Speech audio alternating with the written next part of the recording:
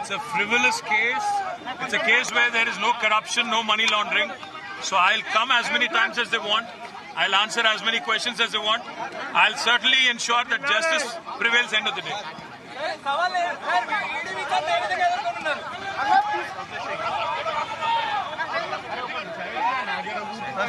లోపలికి వెళ్తున్నటువంటి దృశ్యాలు టీఆర్ఎస్ శ్రేణులంతా కూడా కేటీఆర్కి అభివాదన చేస్తూ బీఆర్ఎస్ శ్రేణులంతా కూడా లోపలికి తీసుకెళ్తున్నటువంటి దృశ్యాలు ఈడీ ఆవరణలో పెద్ద మొత్తంలో బీఆర్ఎస్ శ్రేణులంతా కూడా చేరుకొని ఉన్నారు.